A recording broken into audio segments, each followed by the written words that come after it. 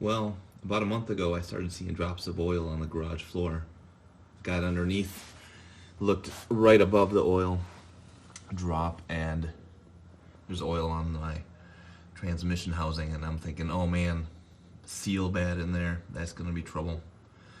Then I started looking around and there's the oil blowback on the oil pan.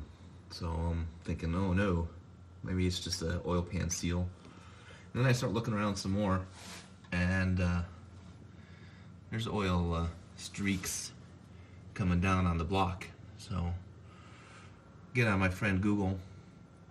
Pretty commonplace is either going to be the upper oil pan seal, which is what I'm showing you here, or the valve covers, the gasket on the valve cover.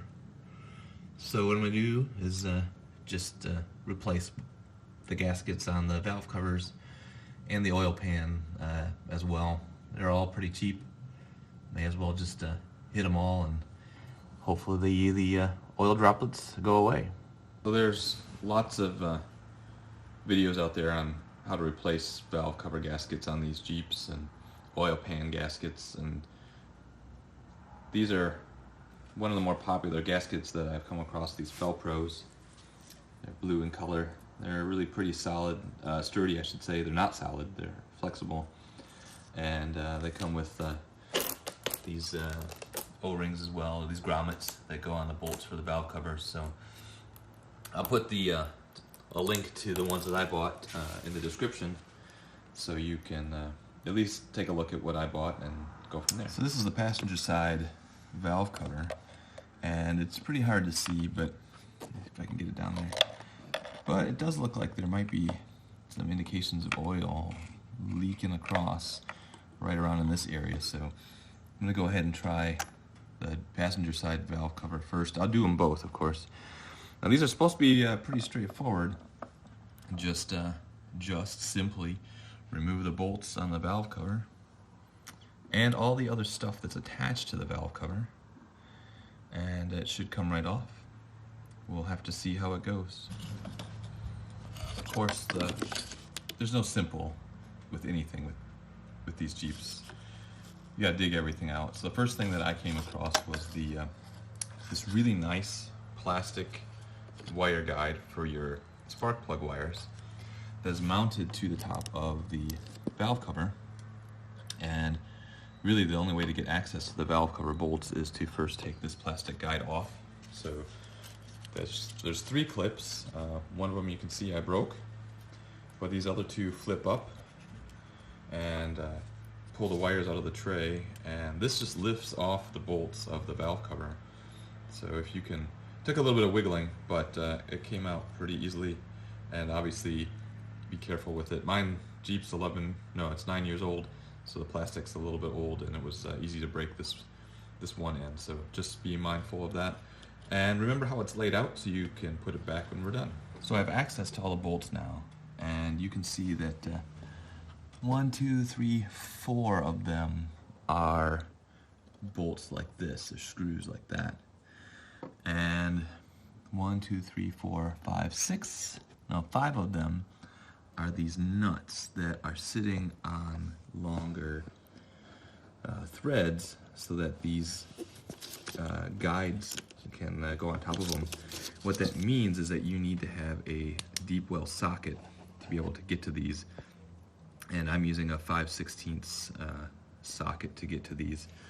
And you're also going to want a universal joint, because these in the back are going to be a bit of a pain to get to, but should be a simple matter of pulling these off, and the valve cover should just come right off. Once you get access to all the valve cover bolts, it looks like some of these are nuts you have to remove, and it looks like some of them are screws or bolts that you have to remove, but it's actually not the case. These are actually bolts as well that just have longer threads on the top, so that those connector, things that hold the hoses in place can slide on top of.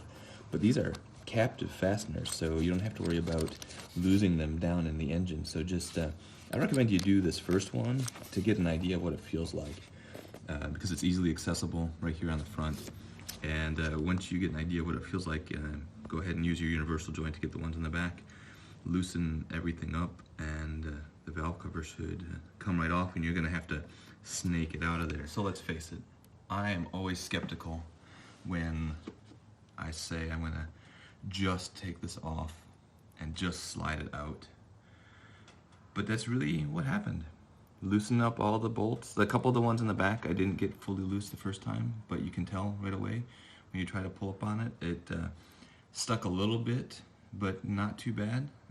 Just a little bit of force to pull it up off, and you can see there's oil here on the outboard side of the valve cover where it seals. So if we back up here and look at the valve cover itself, the top of the frame is the side that seals on that outboard side, and there's oil all the way across the seal beads.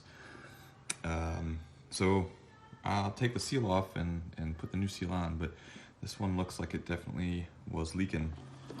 And, you can see even there's some oil on the bolt head, on the bottom of the bolts, these three, and not on the opposite side. The focus isn't really good because of the lighting, but there's no oil on the back side. So I think we can definitively say that's where the oil is coming from. At least one place. I'm still gonna go with the plan, but this is a good sign as far as trying to fix the leak. All right, so I've got the new gasket on. It presses in a perfect fit, as you can see. I have replaced the grommets on the bolts, and the way you do that is you just take a flat edge screwdriver and pry the old ones off, and then press the new ones in. It's pretty straightforward. Just make sure that the orientation that you put them in matches how they came off, because you can see one end has this little lip on it. And the bolts are actually are indeed captive to the valve cover. More specifically, they're captive to the gasket.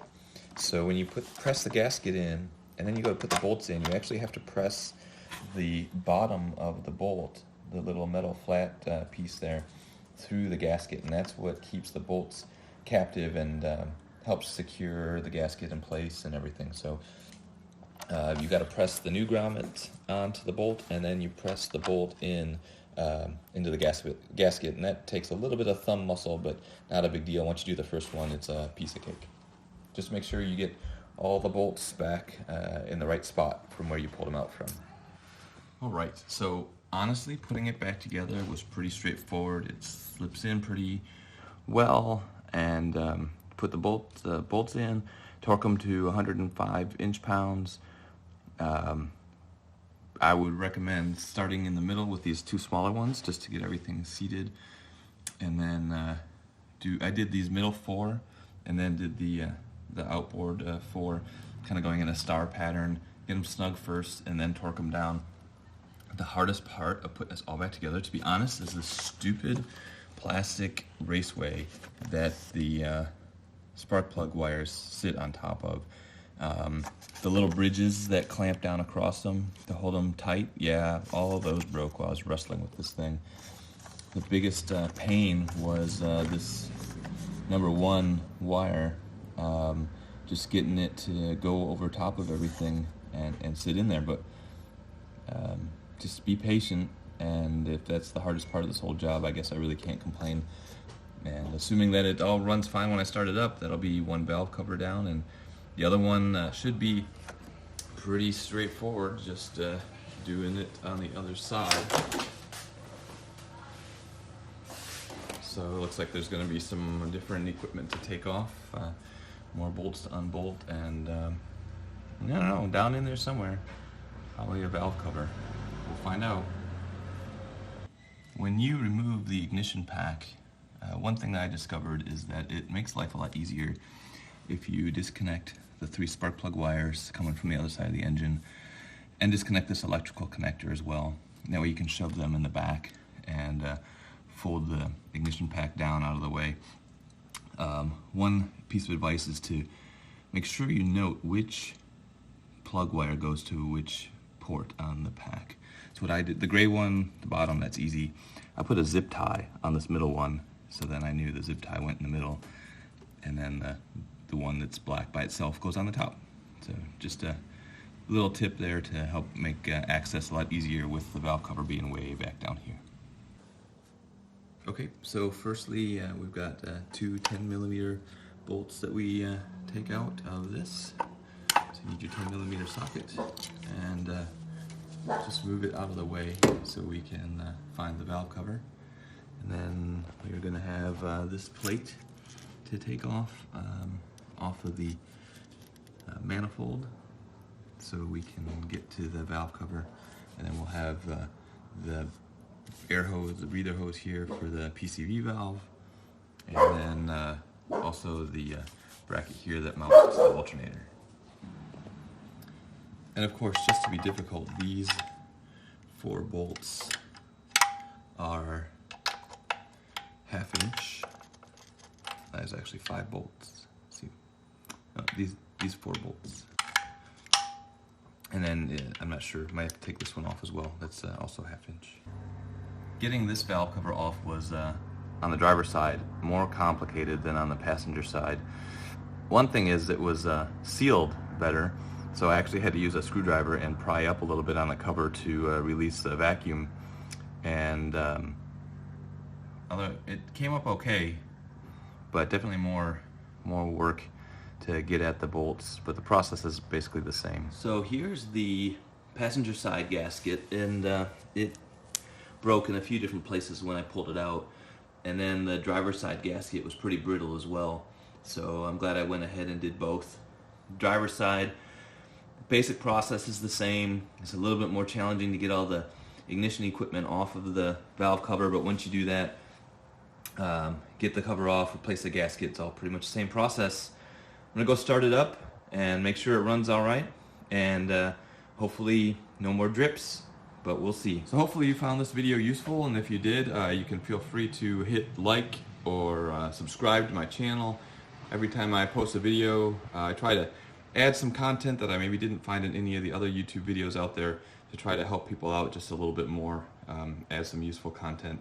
So appreciate your comments, and everything that I got as far as parts and tools should be in the description below, so hopefully this is helpful. Good luck with your Jeeping.